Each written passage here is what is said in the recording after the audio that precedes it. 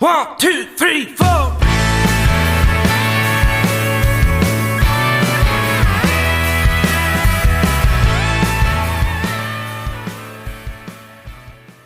right, welcome back to Country and Cold Cans. As always, I'm Logan, sitting here with Andy and Kyle, and this week's special guest, Brett Patterson. How you doing, man? I'm doing good. How you guys doing? I'm doing good, dude. I know that you said you just got done with some class lately, huh? Yes, I did. Had a kinesiology exam today. Lord, what in the world is kinesiology? Yeah, that's my That's question. a good question that I'm still trying to figure out myself. It has something to do with the body, I think. Oh, I got you. So hopefully they tell you before class is over. Yeah. Yeah. Hopefully you'll know by the end of the semester, right? Yeah, I hope so. It's getting pretty close. It's one of those half semester courses. So yeah. Hopefully I just passed the class with that exam. We'll see. Yeah, I hear that. Hopefully you did. So where you go to school? So I go to Weatherford College in Weatherford, Texas. It's really close to Fort Worth. Taking my basics over there and trying to figure out what I want to do with my degree. I gotcha. Yeah, so I was reading a little bit on you the last couple of days, and you just graduated high school recently, didn't you? Like a couple years ago? Yes, I graduated in 2020. Oh, nice. Damn, yeah. How did the pandemic kind of affect your senior year? It was crazy, man.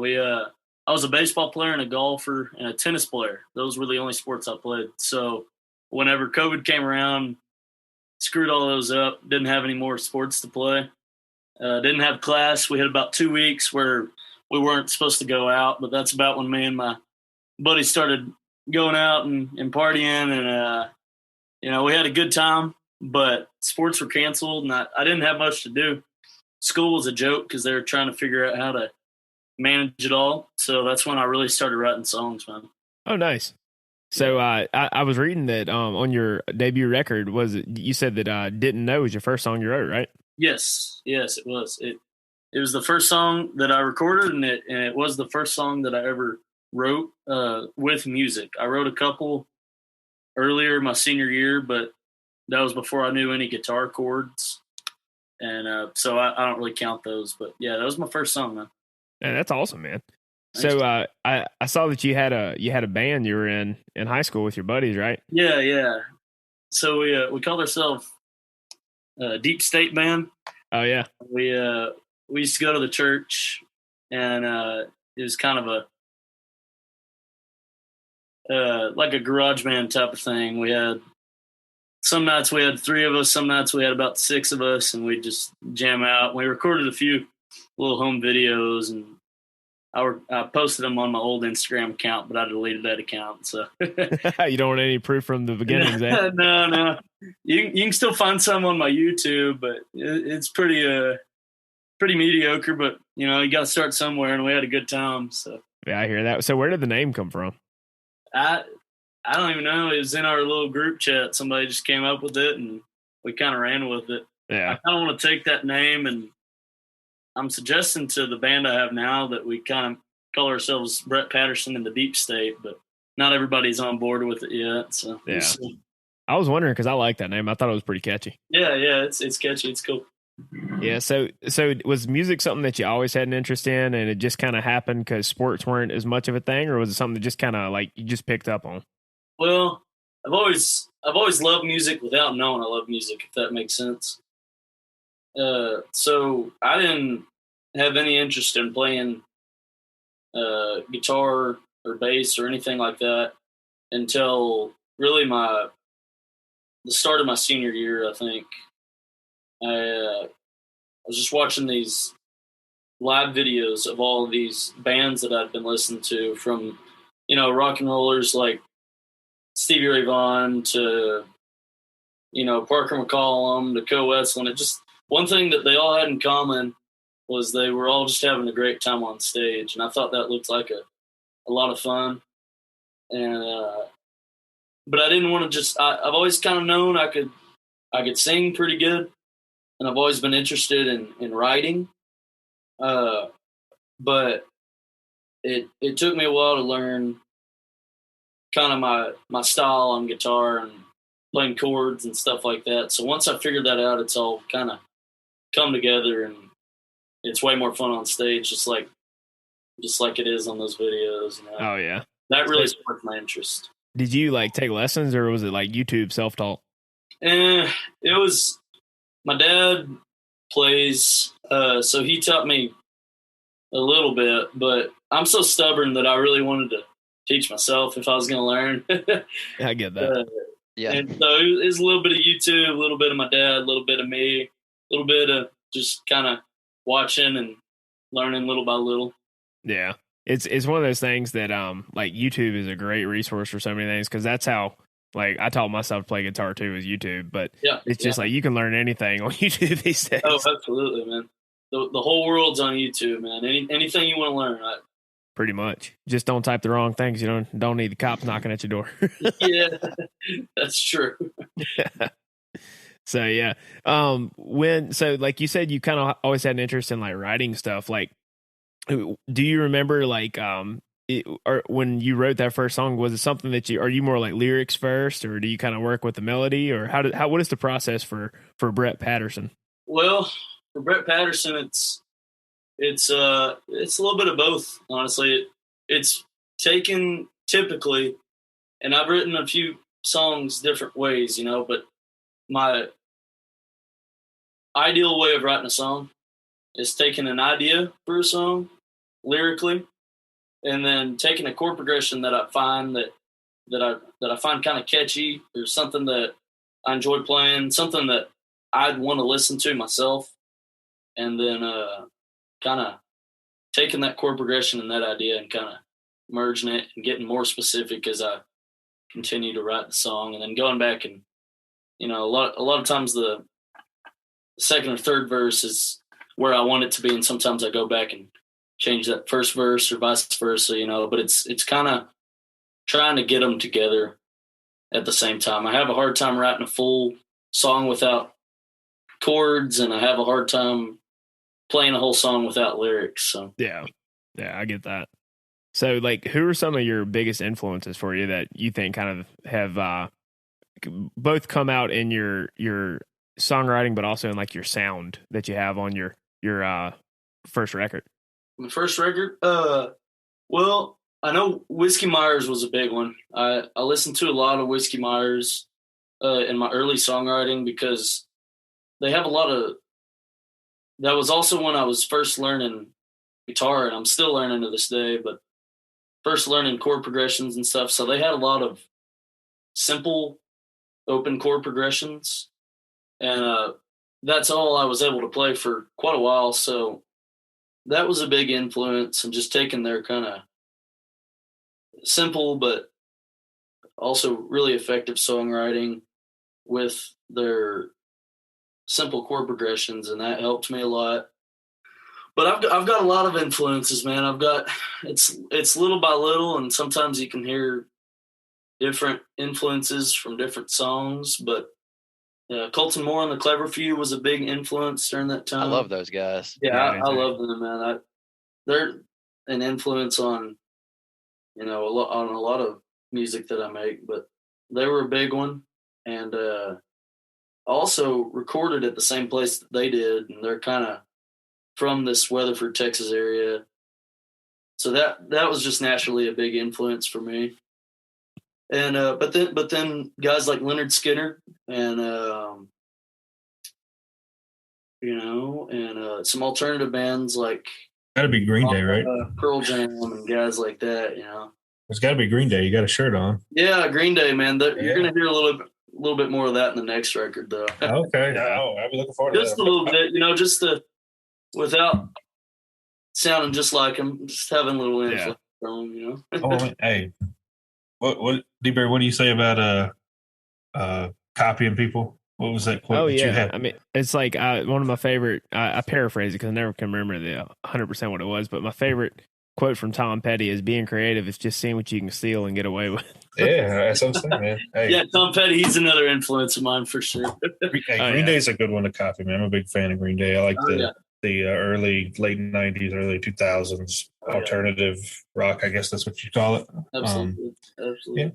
I got to see them live last summer, and they put on that's dope. Yeah, great show to this day, and it's the original members. It's really cool.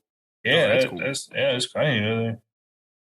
Yeah, that's awesome. Yeah, they've stuck together. So, I know when we were listening to you, Andy made the comment, "Feather." Yeah. At first, your little intro, man, it's funny. When we first listened to it, Andy texted the group, and he was like, that intro had me worried because at first I was like, oh, he's making this kind of weird beach music kind of vibe thing, and then you're like, nah, never mind, and then you just get into it. I was like, okay, yeah, this is a cool sound. I'm digging this, yeah. So, what was the start of that? Just fucking around, or just fucking around, man. There was no plan of that going into the studio. Okay, yeah. And I didn't have a band at the time, so I was hiring studio guitarists, and my studio guitarist that did most of the project, he does a lot of stuff. He's in another band, and he teaches lessons for guitar and ukulele. So he had just gotten done with a lesson. He was hustled over to the studio, and in his, I guess the bag that had his pedal board, he also had his ukulele. So I was like, you know what? Let's do something with that. Let's make this a little bit funny. Yeah, yeah. Still take ourselves seriously, but let's add a little humor into this. And so we put it on the first track of the record, and it was going to be our first single. And so we did that little thing where I said it's not going to work, and I didn't know how people would respond to it, but I was gutsy, and I put it on the first single whenever we released Feather as a single, and people were digging it for the most part. So yeah, man, it's a lot of albums have funny little skits, like Co's last album had a little funny the pre and post skit. Yeah, that had a little. Most did the same thing. Yeah, yeah, and I mean, like I said, it's funny because you hit that mark where it doesn't go too long where people think it's the actual song, but just long enough to maybe get you. Yeah, just long enough to maybe get you. And, I think it left some people on their seats. Yeah, I mean, I was like, because, oh, it's not going to work. And I was like, oh, okay. And then, it's like immediate. And, your guitar riff comes in, and it's a cool sound. I dug that. Well, thanks, man. And it was completely different from the ukulele sound, Yeah, exactly. 100% different. It was a complete 180. Song to do that. Yeah. So, is that, I don't know if you have one. Do you have a song you're most proud of, or? That kind of changes from week to week, whatever I'm kind of feeling. But one that I was really proud of was Snake.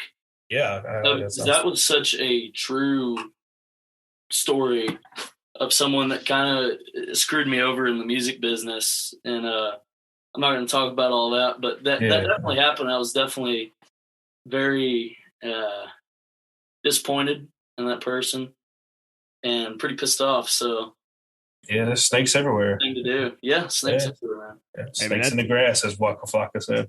That's a good way to take a negative and turn it into a positive. I mean, you got it. Yeah, minimum. It sucks that it happened. At minimum, you got a song out of it. So yep. Oh, yeah. One of my friends told me you got to take the shitty things from your life and make them interesting. So we had a podcast where we talked about best protest songs, and some of those ones that there's actually a little bit of anger, a little pissed offness are usually the best ones because they come from a real place. Yep. They don't sound forced or fake or whatnot. So exactly. Yeah, that's something that we always say that I think Co Wetzel does pretty well is he does angry songs well. Yeah. Whereas it's become commonplace, especially in country with female singers. Think like Miranda Lambert with Crazy Ex-Girlfriend and Kerosene. You kind of get that perspective, but when it comes to a male singing, it's almost it's always self-deprecating, you're at fault. But Co, even though he's definitely more rock and roll, he kind of has that down pat where he can do that angry song. And I'd like to see more and more people because that's an emotion folks go through. Dudes go through it just as much as girls do. So it's that's something that putting it out in a song would be kind of cool to see more people do. Absolutely. That's what, that soul, sometimes that soul comes from anger, Yeah. Whether it's coming out in rock and roll or country or singer-songwriter, whatever you want to label it, I mean, you can't argue with the soul of it all. So. Oh, yeah. Anger's one emotion away from sad songs, and, sad songs make us happy on Country and Cold Cans. Very much so. They do. For sure. So, how did you go about like recording your first record? Because like, you know, Life This Way is the, you know, obviously the first one you've done, and like you said, you recorded it where Colton More and the Clever Few were recording and everything. So how did that come about? Did you, like, being able to go out there as an independent artist and find people to do all this stuff? Well, I'd been wanting to do a full record for a while. I've always liked full records better than EPs. I guess 100%. I'm just kind of old school like that, but I'm a full record kind of guy. And so I knew I wanted to do that, and I'd been writing songs. As soon as I recorded Didn't Know, I'd been writing new songs already, and I try to write every time I get the urge to. And so I had all these songs, and a lot of them I liked and thought they could make a record. And I knew this was what I wanted to do after I released that song and got a little bit of enough traction to kind of get me going as a beginning independent artist. So I knew I wanted to do that. And so one thing I tell people is, you look at the amount of people I'm following, and it looks ridiculous. I'm probably following like 3,000 people, but there's a reason for it. I like to see where people are playing, where they're recording, who they're recording with, who they're hiring on the studio, and all this stuff. So I got this opening gig for a guy named Chris Colston, and y'all may have heard of him. I'm not sure. I'm a pretty big fan of Colston. Oh yeah. And we've seen him before. Yeah, he's a really good performer, and his guitarist blew me away that show. So I talked to him. His name's Brendan Gilman, and I had him. That's when I was like, I knew I was getting all the pieces together, because he played bass and guitar on my record. And then I found that Roughwood studio where Colton Moore recorded his stuff. And that was only 15 or 20 miles from where I live in Weatherford now. So it was just the perfect fit. All these people were from the Dallas-Fort Worth area, and saved up some money from the months before from gigs to doing garden work and all this stuff, and did the damn thing. Hell yeah. Yeah. I hear that, man. You got to do it, sooner or later. So I kind of rushed the first one, but I don't regret it either. I had to do it sometime.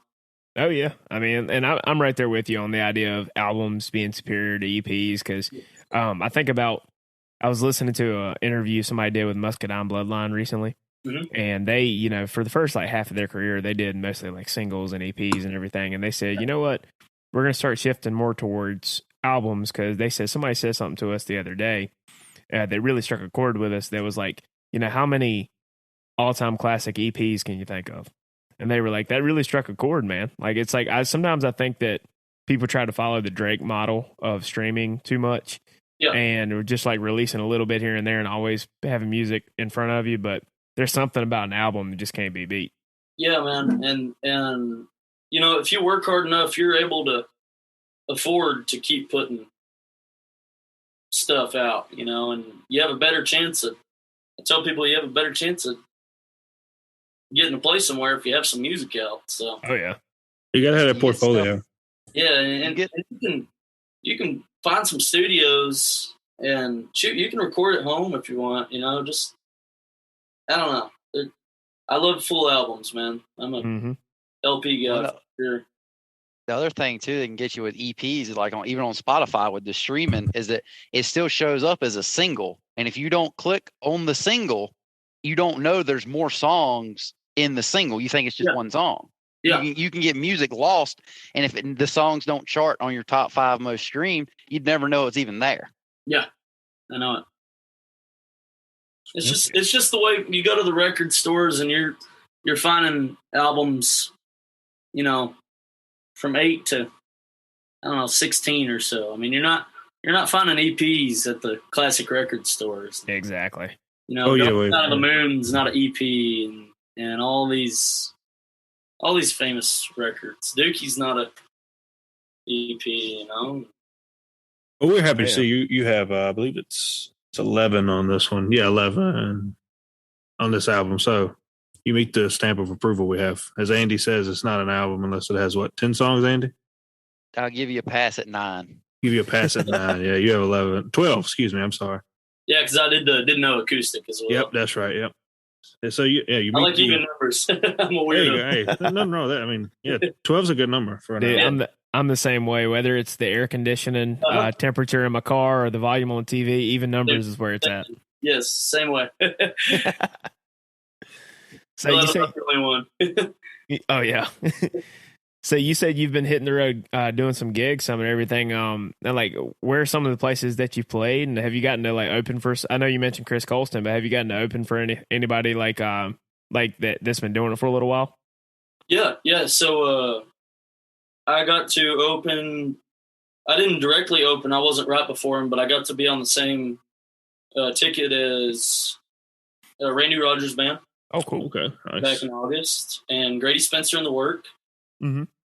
And we might be opening for them this Friday. We're about to get a call back here in a little while, but Grady Spencer in the Work. New guy named Slade Culture. Not sure if Yeah. That's dope. Yeah, man. And Austin Upchurch. He's a newer one, but he's been doing it. We've had Austin on the show probably about a year ago. Yeah, they're cool, man. They rock it out, and I tend to go better with the rockers. That's kind of where we're trying to. I don't know. We're just trying to do our own thing, and it just kind of falls into that. Yeah, it's a little bit more Southern rock. Yeah, it's funny, man, that you say that because like the last episode we had Giovanni Yanez on, and we were talking to him about this, and I think I talked to Austin about this about a year ago. A lot of the guys like your age on up to like my age, because I'm about 27. Yeah. A lot of the guys our age bracket that are kind of coming up through Texas, like you still have some of the traditional guys, but a lot of you guys kind of are leaning a little bit more to the rock sound, it seems like.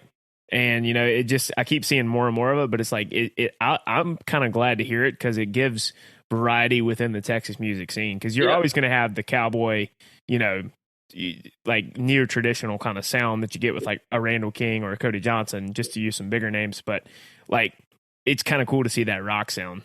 Yeah, absolutely, man.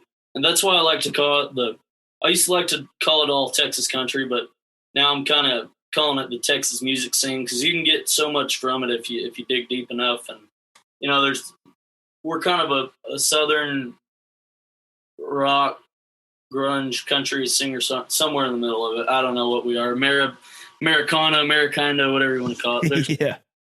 There's us, and there's, you know, the guys like Gio and Austin Upchurch, like you said, and then you have the Randall Kings, Cody Johnsons, and then you have like Zach Wilkerson playing the blues, you know, and you've got it all, man. Yeah, and then you got guys like William Clark Green who are kind of like a mix between the two. Yeah, exactly. And you got the Turnpikes, which, you know, they're not playing anymore, but you've got it all. That's what I love about the Texas music scene. Same here, man. I think that's kind of like what made us fascinated by that music scene a couple years back when we started doing this whole thing. Because, you know, obviously we're from North Carolina. Like one of the only bands from here that plays prominently in that scene is like American Aquarium. Right. But we were like, Andy and I got really into Texas music. And I one thing you said that I 100% agree with, that I try to make a point when I'm on the show, is instead of referring to everything as Texas country as a catch-all, because like we like to rail on folks sometimes about things not being country, but like it doesn't have to be country to be good. It's just but like the folks in Texas are kind of honest about it. They're like, well, we're rock and roll. And that's why I try to brand it the same way, like you just said, as Texas music scene, because it's more than just straight up country. Yeah, absolutely. And I've kind of had a hard time knowing what to label our music. You know, I put it under rock on Apple Music, but, you know, I just tell people it's whatever you want to call it. It's whatever you think it is, I guess, you know, but we're going to call ourselves, we rock it out on stage, and we play electric guitars for the most part when we play with the band. So we're just whatever you want to call it, man. Oh, yeah. Doesn't your Instagram bio say Texas hard country? Yeah. That's probably my favorite one I've heard yet. Really? Yeah. My roommate came up with that. He does all my graphics and stuff, and we needed a little catchy little slogan. So I was like, this is rock and roll. And he's like, not quite. We're going to call it Texas hard country. Yeah. That's fair. Yeah, I dig that. I mean, it's like you said, you kind of have like that southern rock kind of sound throughout your music, and if you really go back and listen to some of the pre-plane crash Skinner records, like they definitely rocked out. But if you listen to some other songs that they had that were more like the ballads, it could, hell, it's countryer than half the shit you hear on the radio now.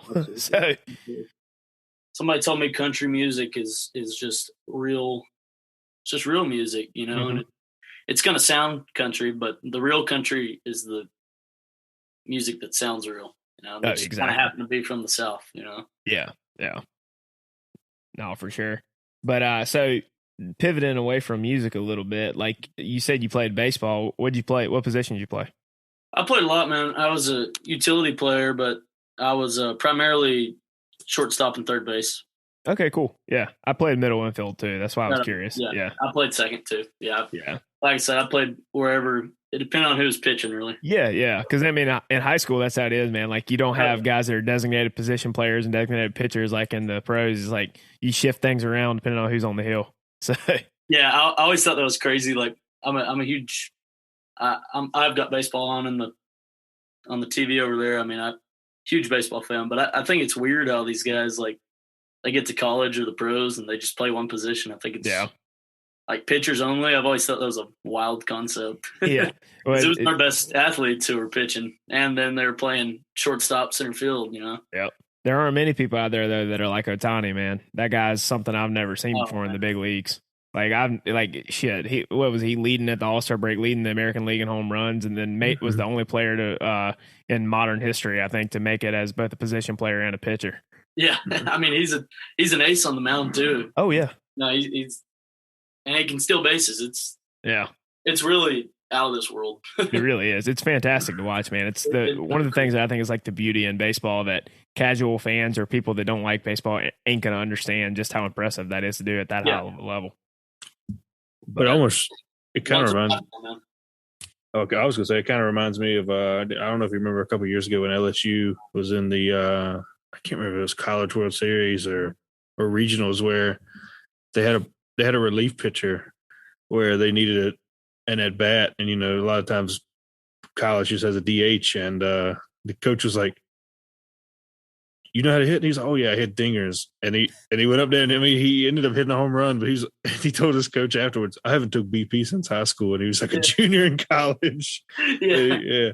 So I mean, it's just I don't know why they do that, but I mean, you don't see it as much anymore. But in college, you still see with a certain exception, you don't see many players do cross position training anymore. It's either you're a pitcher or you're a field player. Yep. Pretty much. Yep. So are you NFL? You don't see many guys on offense and defense. No, yeah. There aren't many two-way players in that way either. So that's true. So Rangers or Astros? Oh, Rangers. Fuck the Astros. Yeah, they just beat the White Sox. Unfortunately, I was rooting for the White Sox. I was too. Yeah, my Bravos are playing right now. Yeah, we're all Atlanta fans. Yeah. What's the score now? It's 4-4. Yeah, still 4-4. They'll end up shitting the bed at some point and break my heart again. If it's not the divisional round, it'll be the championship series. It's been the same shit every year since we were 1 year old. So they'll end up breaking my heart again. The Ravens and the Rangers have a lot in common. At least that one World Series. But. Yeah, but the thing was, me and Kyle and Andy were 1 year old when last time we won a World Series. So. They just scored. Yeah. Well, we do have your boy Ron Washington running third base. I do love me some Washington. Yeah, he's a gym man. That's the only way you can describe him. He's a baseball man. He is. Yeah, that's 100% correct. So you also said you were a golfer. Did you do that in high school, or is it just something you did with the boys? Oh, I did it in high school. I did it with the boys too. I don't play as much as I used to, but that was probably the sport I was best at in high school. Baseball's always been my favorite, but I was pretty good at baseball. But golf, I was our number one man for the last 3 years of my high school. I wasn't great, but in a little small town, I practiced the most, so I was the best. Yeah. Well, I mean, we're from a small town too. when We're I from play a small golf, town too, and we're all hacks, but we still go down there. Oh, Try to it's play. the best, man. the only thing I'm good at on the golf course is drinking beer. Hey, That's the only thing I'm good at. that's a skill, man. Yeah, I definitely respect is. guys who can drink a shit ton and still play pretty good golf. I Dude, you think I don't know. I'd, don't know how you do it. you think I won the Masters if I hit the green on a par 3? Yeah. Somewhere I even did that, like somewhere near the green on a par 3. You think I just won the Masters? I'm terrible at golf. Dude, it's crazy because golf is so fun, but it's so freaking frustrating. Oh, It is. It will humble you in a second. Yeah. Oh, in a second. Yep. You'll shoot a birdie one hole and have a 4 over the next hole. You know? Oh yeah. Only time I've ever hit a birdie is on Super Bowl. Yeah. Like someone else's drive, and then someone else's second shot until we got on the green, and then I was the one that made the putt. So you got it. yeah, I got to write the 4 down or the 3 down. Yeah, but none of the shots prior were mine. So, but anyway, it's all about fun, right? To have a great time every time. You know? Oh, I have a great time every time. Yeah. It's always funny because like golf's one of those things you show up with your friends on the weekend, and I'm that guy that in the memes that you have a 9 a.m. tee time, and I'm coming in hot into the parking lot at 9 a.m. having to run to the tee box and warm ups because I'm never on time for it. But it's one of those things you come in every single time with the mindset I'm going to kill it today, and then after the first hole you're like, okay, maybe not. Yeah, maybe next time. You get that double bogey, and you're like, Yeah. might not be my day. Yeah. But then sometimes I'm sitting there, I get the double bogey. I'm like, at least I didn't triple it. Yeah. Triple looks a lot worse than the double, man. Yeah. Oh, yeah. 7 looks a lot better than 8 there. Let's keep going. Yeah. So, but, so are you a fan of any other like pro sports, college sports? Yeah. So I'm a Cowboys fan. Oh, Me too. Unfortunate. Andy's a Cowboys fan, me and Kyle are Redskins fans. Formerly known as football team. Yeah, formerly known as. Yeah, no, I still call them the Redskins. Yeah, it's just a habit. I'm a Cowboy. I'm a all Dallas sports fan. So okay, but I go for UT in college. We got our hearts broken last week. I was about to say, man, like that was rough. My brother thinks he's an OU fan. Apparently, he's in the OU, so like he rubbed it in my face. And I was like, man, I'll put you right in your place. Yeah, it's an awesome campus. We were in Austin about 18 months ago, right before the world, literally like right before the world stopped. A week before the world stopped, and we were just there, and we're like, oh shit, we're like 2 blocks from UT. Let's just go walk around. And I don't think we allegedly might have broken into the stadium. Not even realizing it, and just started walking around. Yeah, the door was unlocked is all I'm saying. If they didn't want me to walk in, they should have locked the door. Yeah. Yep. We walked around the stadium, massive stadium, awesome place. Yeah, love to go see a football game there. Yeah, I'd love to go there. I've never seen a game there, but my sister played softball at the softball stadium, and that was cool. Austin's a cool town. Yeah, I don't think I could live there, but it's cool. Yeah. It's one of those towns that's fun to visit, but I don't think I'd want to necessarily live there either. Yeah. Have you ever been to Lubbock? I've never been to West Texas. I do want to go to West Texas at some point because we were talking to. Are you familiar with like Mason and the Gem Line? Yeah. Rosemont is their something guitarist or bass player. We didn't talk to the bass player. We talked to Blaze and Mason. Okay. Yeah. I don't know them, but I've heard of them. Yeah. Well, when they came on, they were telling us to come out to Lubbock and go to the Blue Light and everything. And I want to go sometime because I like to go see new places. And I've been to Austin, which is Texas, but it's not really Texas in some ways. Yep. So I do want to go kind of visit out that way. Yeah, I'm from the Abilene area, and like going to Austin just feels like you're in a different world. Yeah, does not feel like your standard Texas feel. Yeah, it's fun though. It's quite the hippie town. Yeah, it is. I've got nothing on. I'm a little hippie, but no, not at all. No. I had a great time. I was there. I did too. Shit face.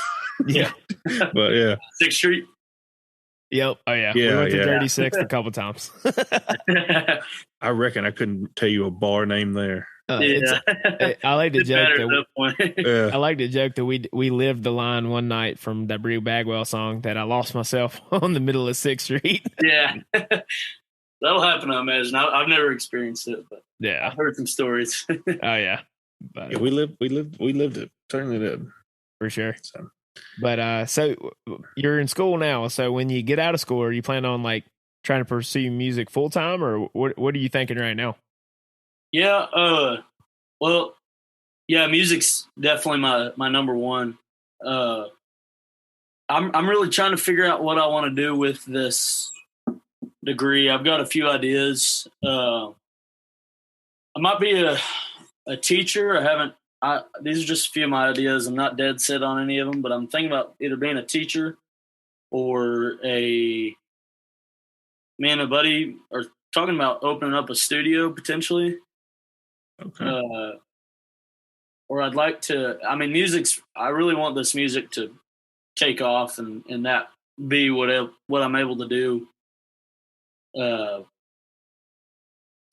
pretty successfully. I'm not just dead set on the idea of playing 5 3-hour shows a week. I get that. Relying on those shows is kind of tough, but with the right management, I hate to say, and stuff like that, that could potentially be what I do. But if that's not in the works at the time, I would like to either be a teacher, open a studio, help manage a band potentially one day.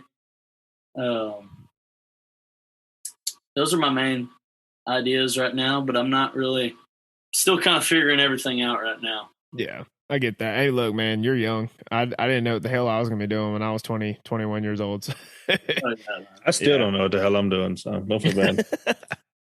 But now, man, look, I say keep grinding at it, dude. I like your music, and I'll say, like, I mean, shoot, in Texas, y'all, for folks in college trying to play music and go to school, I think y'all, the template's kind of there, right, with Flatland, because they were doing that while they were at TTU. Yeah. So yeah, a lot of good ones have done it, and that's kind of trying to find that kind of those college town hubs, I guess. Still, that's kind of been a little bit of a challenge, but I think it's crazy how when you find those hubs and you start gaining some ground with the college kids, I mean, that's when it takes off, man. So yeah, I feel like we're not too far away from it, but we're trying to focus on the music at the same time. So we've got some new stuff in the works, and we're grinding for sure. We want it, and we're trying to stay true to ourselves while going out and trying to get it. So yeah.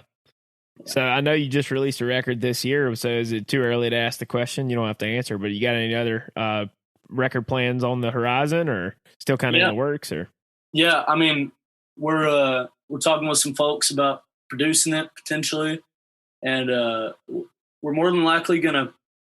I'm not, like I said, I'm not an EP guy, so I've got two main ideas. I kind of want to do another fully produced full band record. Also want to do an acoustic record. So the next full record that you see is going to be one of those two, but we're definitely going to come out with another one. We don't know when yet, and I'm still figuring out which songs I want to put on there, but we've definitely got some keepers, and we've got some stuff in the works. So I'm excited. Oh yeah, man. I'm excited to hear some more stuff from you guys. So thanks, man. Yeah, man. Well, like we always like to say, we like to kind of close things out on a lightning round. Are you down for that? Yeah, let's do it. All right, Andy, let you kick it off, bud. Go to late night fast food. Whataburger. Spicy or fancy ketchup? Spicy. All right answers. All right. You get to take one person in all of history on a date. Who you taking? Marilyn Monroe. Okay. Hey, solid choice. Went old school. Choice. Yeah, old school, yeah. JFK might have something to say about that, but that's another story. Well, his wife might too. So. Yeah, that's true. Yeah. All right. unfortunately, it's your last day on Earth. Whether you did something bad or whatever, who knows? What's your final meal? Final meal? Yep. Pho. Oh, okay. Oh, Yeah, that's a new food. one. Yeah. Yeah, we Yeah. haven't had that one yet. Okay, interesting. Spicy pho. Spicy pho. Okay. I like spicy pho, but spicy pho don't like me. So Yeah, same here. Same A here. lot of no Asian food likes me. It's just Yeah, same here. We're Mexican. yeah, the Mexican's a little kinder, but it's not much kinder. Yeah. Yeah. Okay, yeah, I respect that. That's a new one. all right, I'll give you an easy one. And if you want to pass on this, due to I don't know if you're 21 yet, feel free. But beer or liquor? Beer. Beer. All right, favorite light beer? Ooh, let's see. I'm gonna say Busch Light. Busch Light. Hey, solid. Solid Light choice. It's I used never. to say Coors Light, but I think Busch Light. And I'm not It's- 21, but That's I mean, what you've been look- told. That's what you've been told. Yeah. Yeah. That's So when you've light beer heard- is. Yeah, so you've heard from your friends, right? Yeah, right. That's Yeah. it. Right. Yeah. Okay. Yeah. No, yeah. And I'll close it out with this one. If you could play with any artist, dead or alive, who would it be? Oh, Tom Petty and the Heartbreakers. Hell yeah, brother. Yeah. He's sucking up now, DB. He's sucking Yeah, up. Tom Petty's probably one of my favorite artists of all time. Oh, I love him. I love him. Yeah. I was just listening to Tom Petty at the office today, and it wasn't even one of his big albums. I was making everybody at work. They didn't give a shit, but I was making them listen to it. I was like, "This is his most underrated record," and they were like, "Well, is it Into the Great Wide Open or something?" I was like, "No." I was like, "It's The Last DJ from 2002." They were like, "I've never even heard these songs." Have you ever heard the song "Grew Up Fast"? I don't know if I have. I'll send that to you later. Yeah. That's one worth listening to. I've been listening to it all day. Hell yeah, man. Definitely It's send got that. a little bit of like piano in it too, and that's kind of Yeah. we're trying to bring into our next record. Yeah. Some We're Tom a little Petty bit fan of a- you are, we're gonna have a little DB. bit of a different sound. So Yeah. Tom's had quite the influence on me for sure. Oh yeah, man. I think that 1994's Wildflowers is one of the best records I've ever heard. I've got the deluxe version on vinyl, but one of his most underrated songs, in my opinion, whether it's full band or solo, is "Crawling Back to You." I think that's just a fantastic song. Yeah, man. It's just everything he comes out with is solid. Yeah. I mean, it's like not every song gets that spotlight, but Yeah. I don't know much bad that's come from Tom Petty. Yeah, agreed, man. He's one of those artists that, to like quote a couple of our buddies from a North Carolina band that they've gone their separate ways. They're solo artists now, but it was a band called Whiskey Foxtrot. They said Tom Petty really nailed it down to where he had great hooks to his song, but still had some like good music and some like depth to the lyrics. Yeah. And it's like, but the hooks, man, like people can't. Folks that don't want to like have great hooks don't understand the hooks are how you get people, and then people get into the lyrics. Mm-hmm. Mm-hmm. Yeah, I just love I love the music as much, or at times more. I like to think just as much as the lyrics, So like good hooks, that doesn't make it a bad sound just because it's catchy. Like somebody told me that not everybody sells out. Some people just get it right. So exactly. That's how I feel about Tom Petty. Yeah, I think that's the perfect way of ending this episode of Country and Cold Cans. As always, I'm Logan, sitting here with Andy and Kyle, and Brett. Man, we appreciate you coming on. I appreciate y'all. Thanks so much. All right, we'll see you next time. Sounds good. Take care, guys. 1, 2, 3, 4.